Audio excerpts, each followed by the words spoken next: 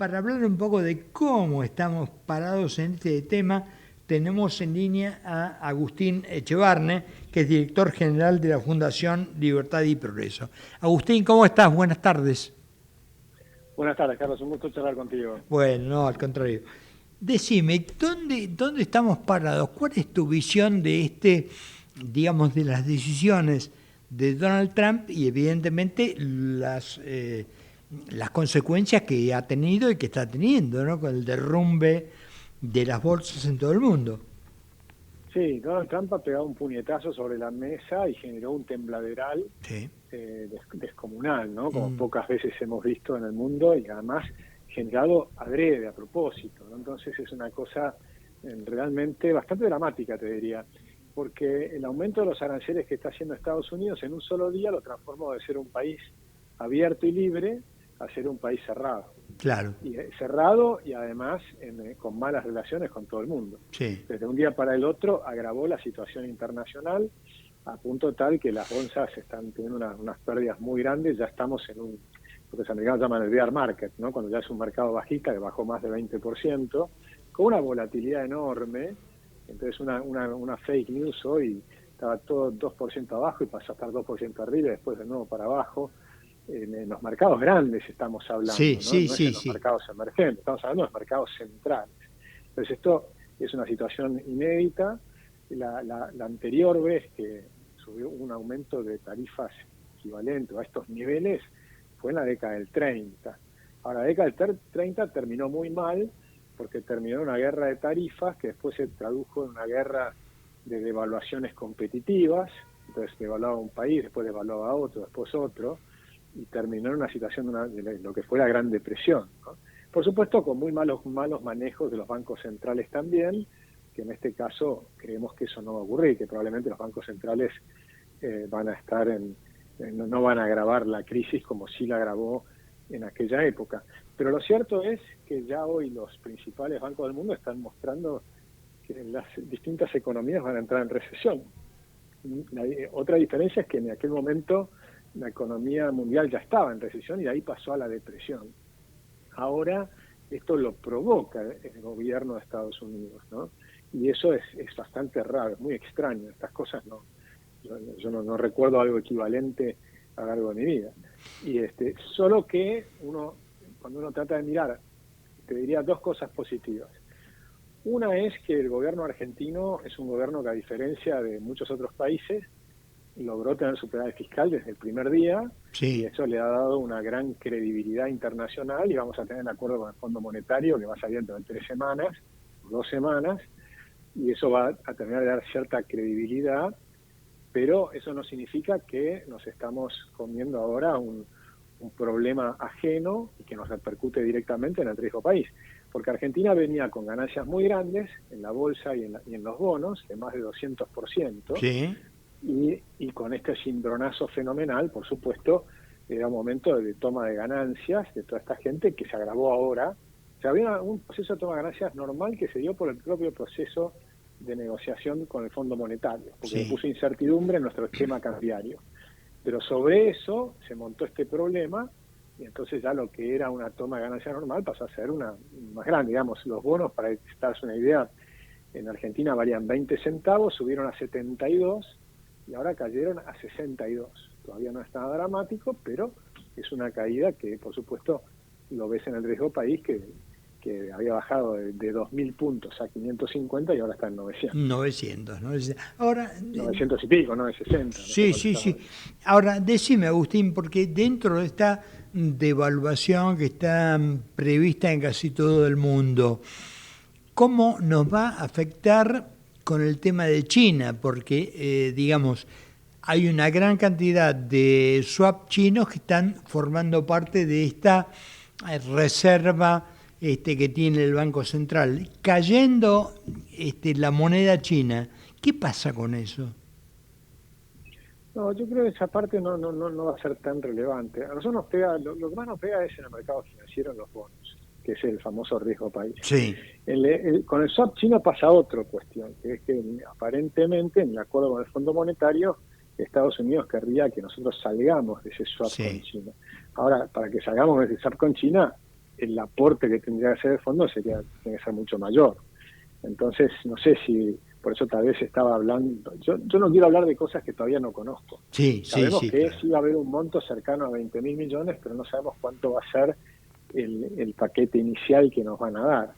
Ahora, yo te diría que nosotros, la ventaja que tenemos es que tenemos una economía muy ordenada.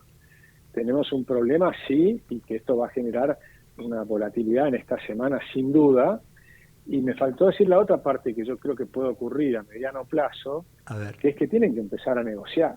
O sea, él empieza de una manera muy dura, como hace siempre Trump, que es pegando un puñetazo en la mesa, buscando empezar en una posición de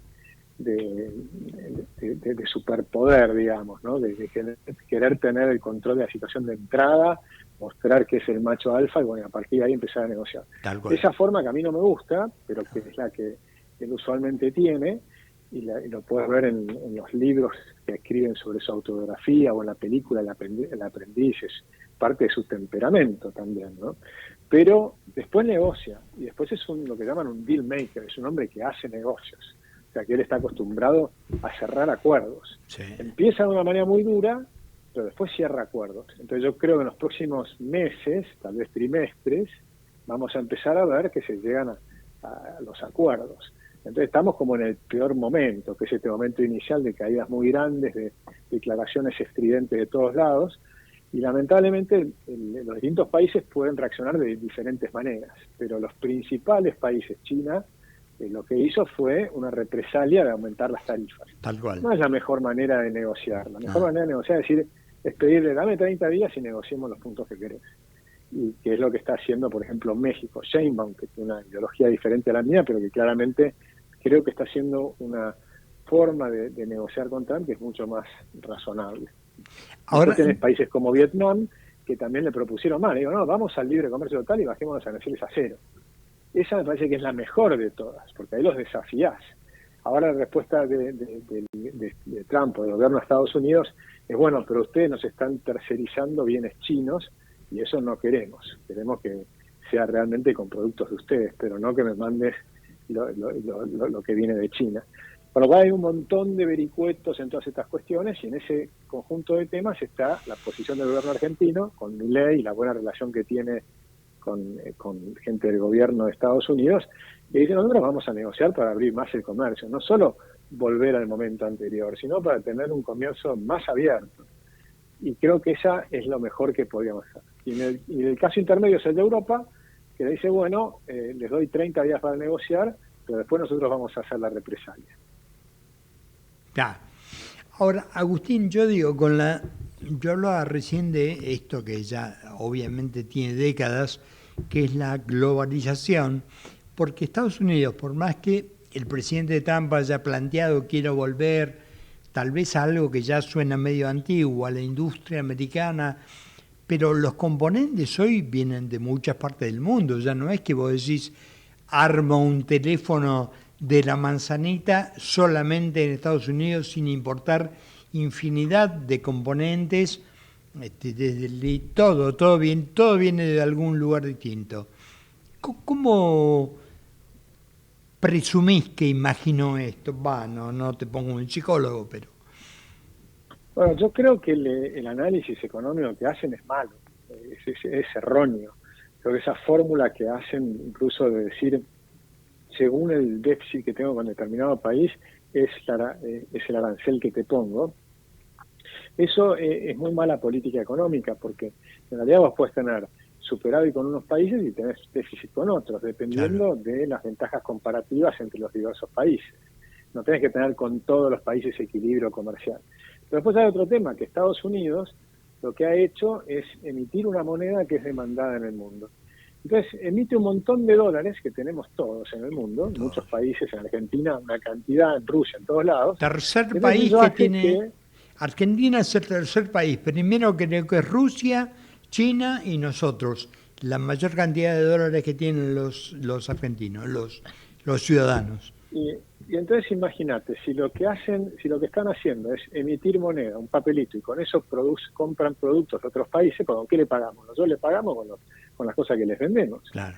Entonces, finalmente lo que están haciendo es emitiendo papelitos, nosotros nos quedamos con los papelitos y ellos con los productos. Y ellos dicen, entonces ustedes se benefician porque se quedan con los papelitos y nosotros nos perjudicamos porque nos quedamos con los productos. No tiene mucho sentido. No. El mercantilismo es un error conceptual. Sí. Un error conceptual lo era en la época de Colbert y Luis XIV, que eran los mercantilistas en Francia en aquella época, y en la propia Francia después tenías economistas como Bastiat, que le decía, ustedes tienen que ver lo que se ve y lo que no se ve, tienen que entender, analizar todo lo que está ocurriendo. En realidad, cuando dos personas o dos países comercian, si el comercio es libre, se benefician las dos partes. Y si no, y además, ¿con qué le pagás? Vos le tenés que pagar con lo que tenés. Entonces, Estados Unidos, si tiene déficit, hoy puede pagar porque está emitiendo moneda. Entonces, lo que tenés que hacer es dejar de emitir moneda.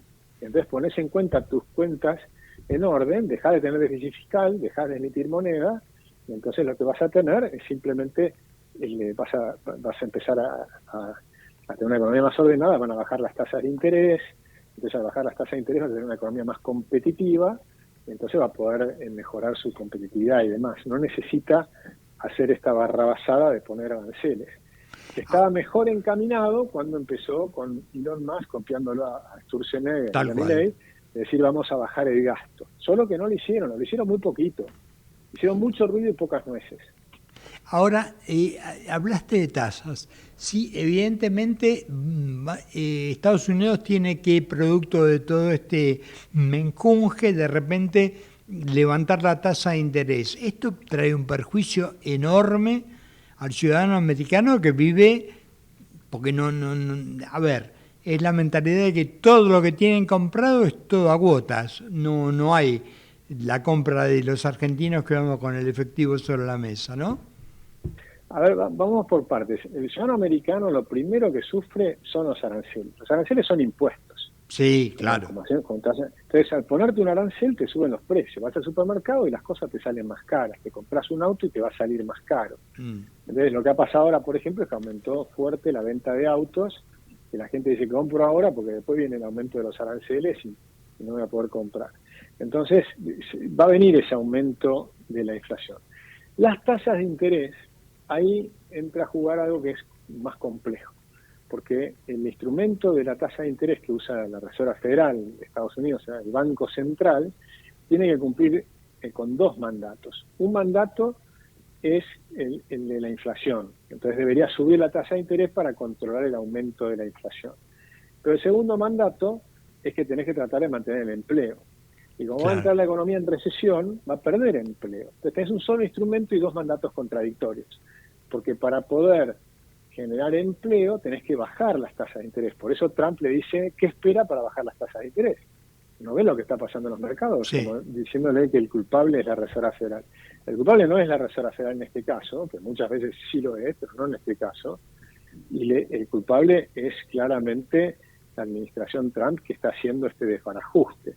Este desbarajuste, además, hecho simultáneamente con todos los países del mundo. Una cosa es empezar a negociar país con país y negociar a puertas cerradas, ¿viste? Y demás. Y otra cosa es hacer este escándalo público, esta decisión unilateral y cambiar todas las reglas de juego de un día para el otro. Eso generó un desbarajuste muy grande, una incertidumbre muy grande en el mundo y está generando un descalabro de las bolsas, pero también empieza a haber mucha desconfianza en todo el comercio internacional, lo cual es de una gravedad importante, ¿no?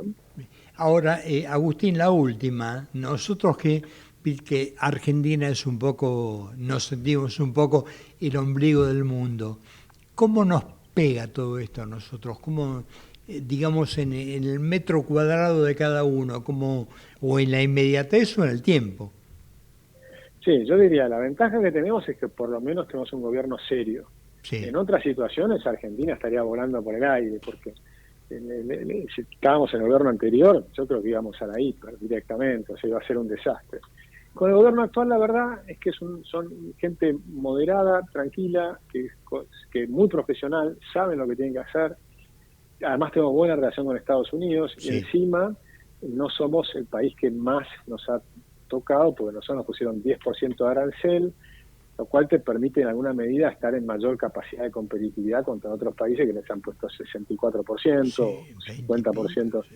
En China le pusieron 34 más 20, o sea, 54 más algunos casos especiales que los lleva a 70 y pico. Es decir que en ese sentido Argentina queda relativamente bien posicionada junto con Brasil, que por suerte tampoco le han puesto aranceles altos a Brasil, les pusieron 10%, lo cual el Mercosur queda dentro de todo bastante bien posicionado y además con la idea de negociar rápidamente para volver a abrir las cosas. Entonces, en ese sentido, estamos mejor que otros países. Pero lo que en cambio seguimos de manera delicada es que Argentina, por supuesto, tiene una deuda muy grande y para poder refinanciarla necesitamos bajar el riesgo país a niveles de 400 puntos. Y esto nos demora, esto nos hace perder un trimestre posiblemente.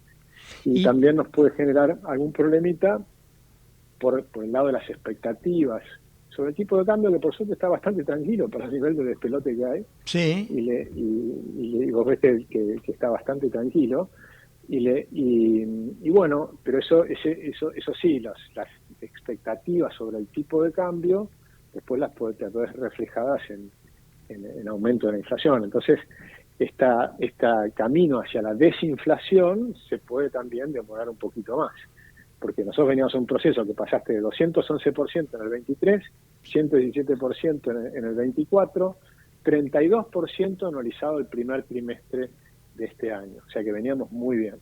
Y ahora, bueno, vamos a ver qué pasa, hay que acomodar un poco la estantería y ver cómo quedan las cosas.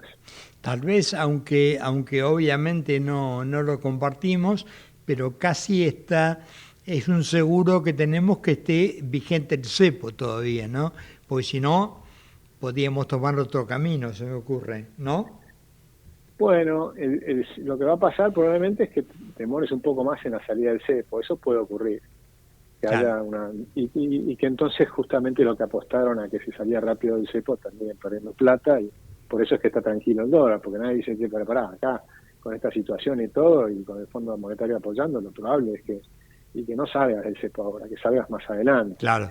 Y al gobierno también le conviene esperar a llegar a octubre, que terminen las elecciones, entonces que se demore un poco más todo ese aspecto, es probable. Por eso creo que eso le da cierta tranquilidad a nuestro escenario, No, ¿no? no, pero eso ya En estaba planteado antes de toda esta, digamos, de todo este tsunami que empezó Donald Trump, ¿no?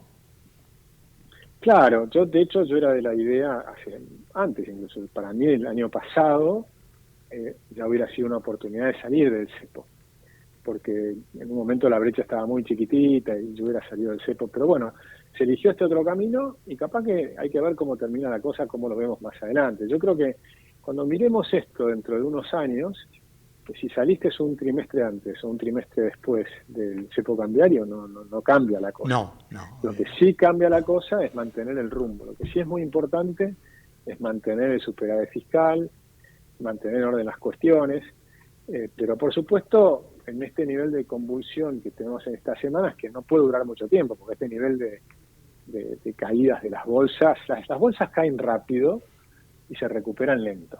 claro, Esa es la verdad. claro. Entonces vos tenés, las caídas son rápidas y después los impactos en la economía real y son a más largo plazo, ¿no? A mediano plazo. Y los vamos a ver en los próximos trimestres. Y ahí es donde la reacción de las cancillerías y de los distintos países tendrían que ir poniéndole más racionalidad e ir logrando acuerdos con Estados Unidos más sensatos, de retrotraer el tema y decir, bueno, volvamos a las tasas anteriores y los países más afectados que revean sus posturas y también cambien. Por ejemplo, cuando vas a Europa, Europa es súper cerrada. Esa es la verdad, es mucho más cerrada Europa que Estados Unidos. Sí, Entonces Europa tiene un montón de regulaciones que te impiden exportar. Por ejemplo, Estados Unidos te permite importar con materiales modificados genéticamente y demás. Europa te usa esas trabas para no comprar productos agropecuarios. tuvimos un Argentina, problema Brasil. con, claro que sí. Después tenés, por ejemplo, los ecuatorianos quieren vender bananas y los europeos les pusieron que el tamaño de la banana tiene que ser de determinada manera para que no ingresen las bananas ecuatorianas.